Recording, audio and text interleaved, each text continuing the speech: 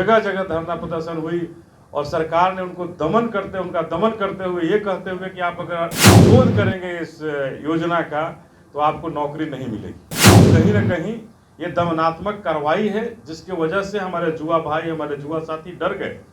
जो भी हमारे विधायक बनेंगे, सांसद बनेंगे, वो अपना पेंशन इन युवा साथियों को समर्पित करते हुए कि हम पेंशन नहीं लेंगे।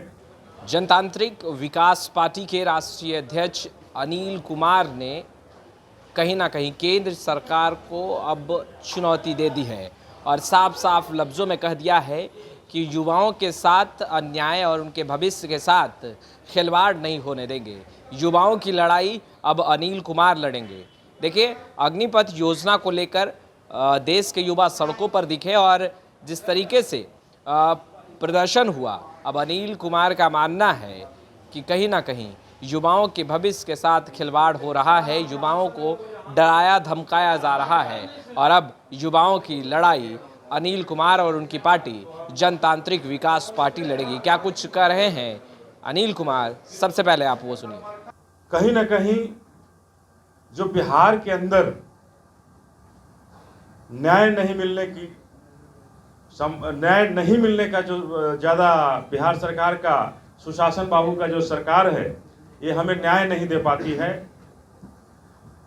3 डिसमिल जमीन की बात कही गई, वो 3 डिसमिल जमीन आज तक हमारे लोगों को नहीं मिला।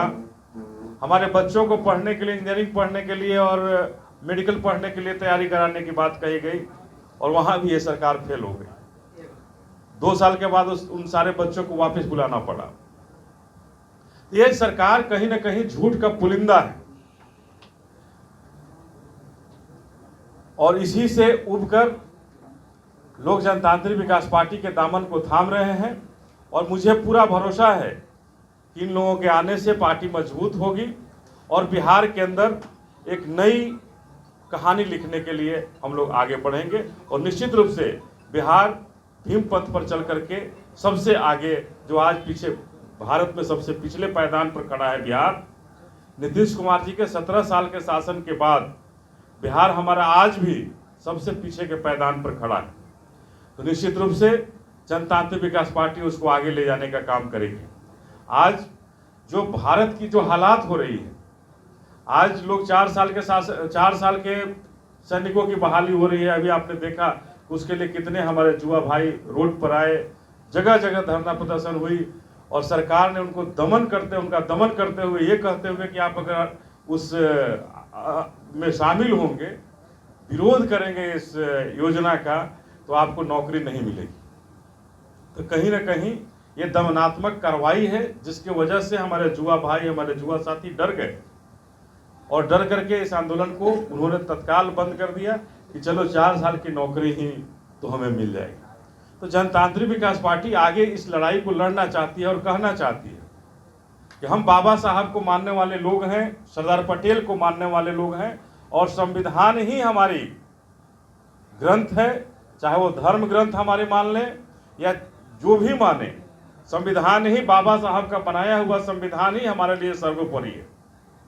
जनतांत्रिक विकास पार्टी के एक एक कार्यकर्ता के लिए, एक एक साथी के लिए सर्वोपरि है हमारा संविधान।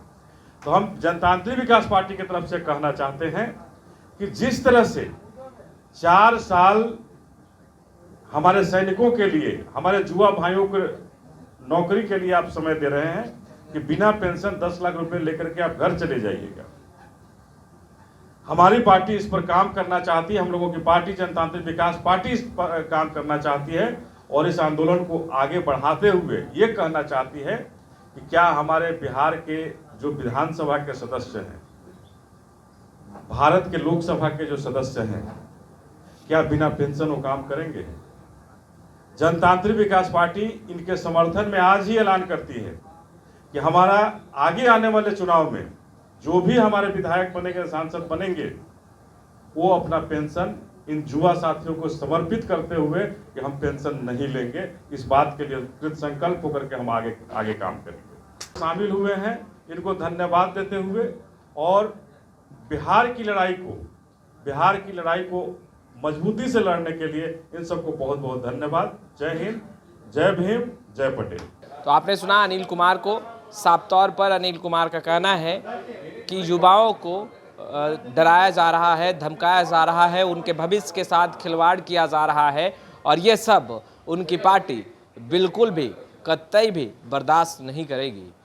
युवाओं की लड़ाई अब जनतांत्रिक विकास पार्टी लड़ेगी, यानी कि अनिल कुमार की पार्टी अब सड़कों पर उतरेगी, सरकार का विरोध करेगी अग्निपथ योजना को लेकर। खैर, लाइव सिटीज़ के साथ बने रहें। अब तक आपने हमारे चैनल को सब्सक्राइब नहीं किया, तुरंत सब्सक्राइब कर ले। आपका बहुत बहुत शुक्रिया।